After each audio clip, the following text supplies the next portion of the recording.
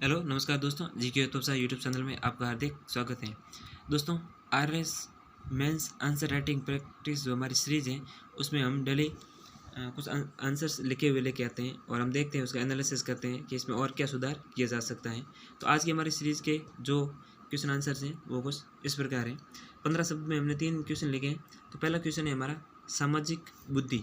तो इसमें हमने ये लिखा कि सामाजिक परिवेश और सामाजिक संबंधों के आधार पर व्यक्ति द्वारा समाज के आदर्शों और विचारों को समझना तथा उचित प्रतिक्रिया करना। इस प्रकार की बुद्धि वाले व्यक्ति समाज में हंसमुख, मिलनसार एवं बहुमुखी प्रतिभा के धनी होते हैं। तो हम इसमें ये कुछ कीवर्ड लिखने की कोशिश की है।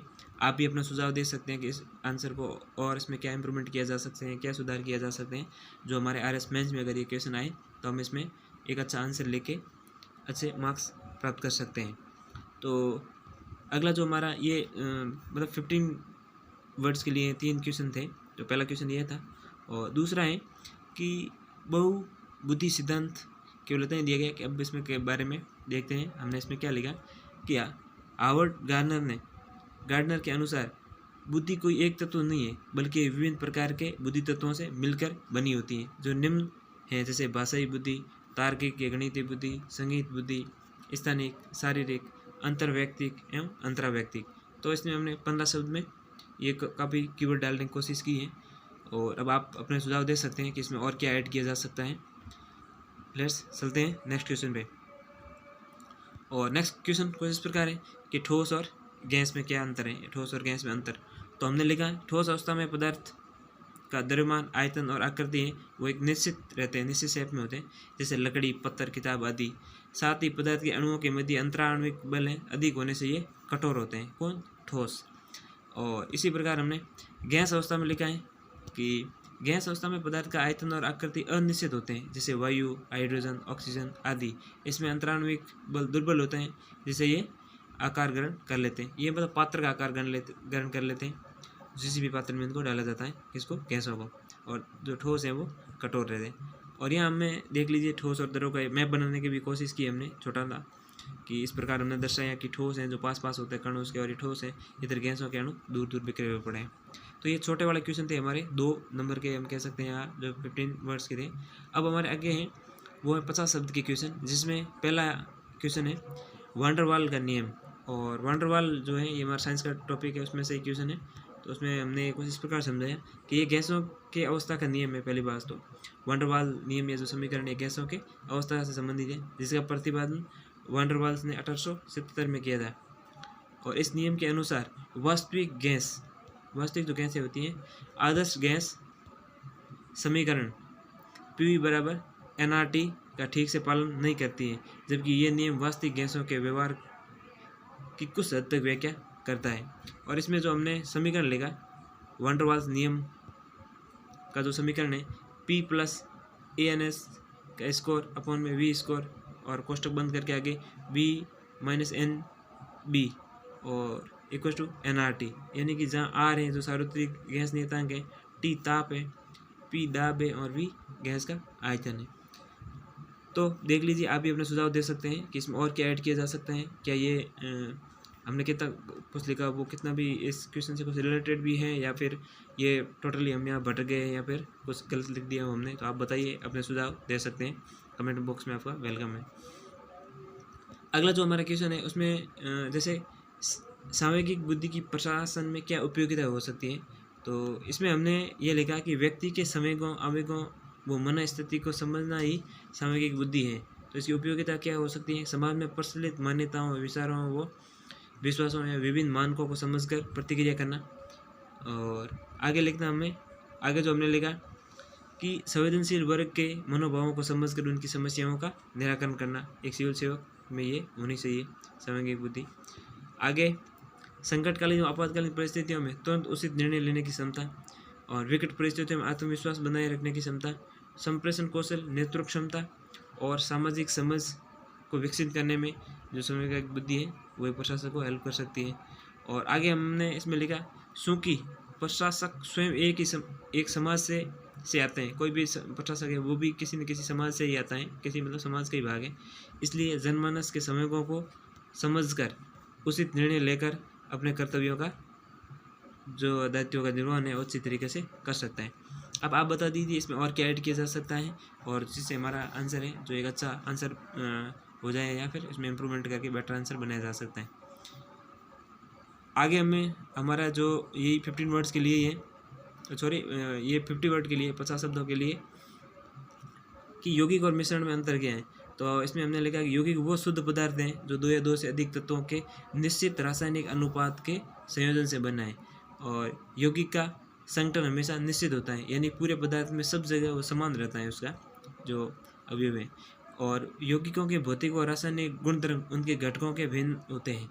घटकों के साथ जो उनमें मिलाए जाते हैं जिनसे बनते हैं उनके साथ रासायनिक और भौतिक गुणधर्म अलग हो सकते हैं, लेकिन जो यौगिक होंगे उनका अलग होगा। जैसे जल H2O हमने लिखा, नमक NaCl। फिर आगे हमने लिखा कि मिश्रण 2 या 2 से अधिक पदार्थों से मिलकर बने होते हैं, परंतु इनका रासायनिक संयोजन निश्चित अनुपात में नहीं होता, जैसे वायु है, खनिज मृदा है आदि।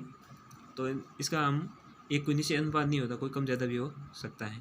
आप बता दीजिए इसमें और क्या ऐड किया जा सकता है और इस आंसर को बेटर आंसर बनाया जा सकता है। अगला जो हमारा क्वेश्चन है ये 50 शब्दों के लिए ये कि राजस्थान की भौगोलिक अवस्थिति का सामरिक महत्व क्या है। अब राजस्थान की जो भौगोलिक स्थिति का सामरिक महत्व क्या हो सकता है, तो हमने इसमें लिखा है कि राजस्थान भौतिक रूप से भारत के पश्चिमोत्तर में स्थित है।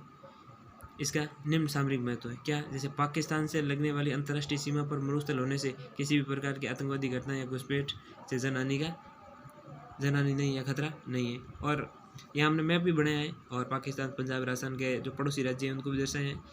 और फिर अगले पॉइंट में हमने लिखा है कि राजस्थान की समुद्री व तटीय सीमा न होने के कारण समुद्री लुटेरों, समुद्री आतंकवाद, तेल रिसाव आदि घटनाओं न होने से पर्यावरण की सुरक्षा हो सकती है।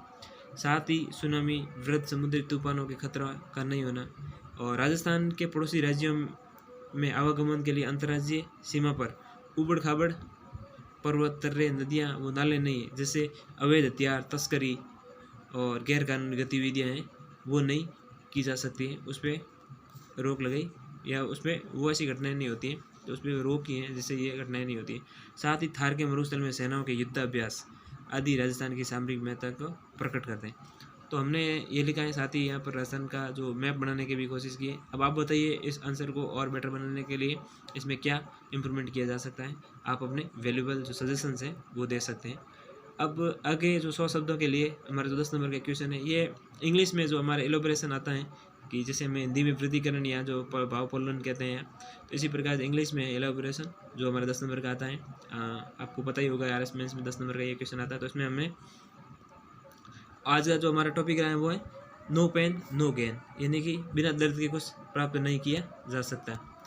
तो उसमें हमने यहाँ लिखने की कोशिश की है कि दिस फेमस प्रोवर्ब से that no one is gain without pain something, because if you do hard work to something achieve we suffering from a long procedure in which we firstly set a goal, then planning to achieve this goal and finally we got it। फिर हम इसमें एक example भी लिखा हमने, जैसे कि a Olympic gold medal player is preparation and practice before 4 year to games and only 4-minute performance, so he always do hard work to improve and perfection, then one day finally he give his best and win gold medal। तो आगे हमने और लिखा कि today every successful person, businessman or leader, player, singer, start his journey to a small step with good hard work and focus his goal। So this famous proverb is similar to no pain without gain। We can see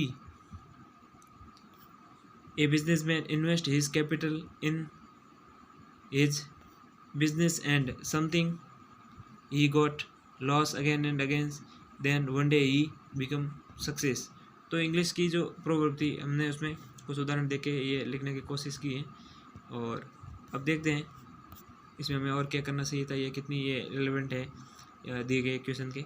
तो आप अपने सुझाव दीजिए और इसमें क्या सुधार करना है, क्योंकि लगता है इसमें काफ़ी कुछ सुधार करने की ज़रूरत है, तो आप अपने सुझाव दे सकते हैं।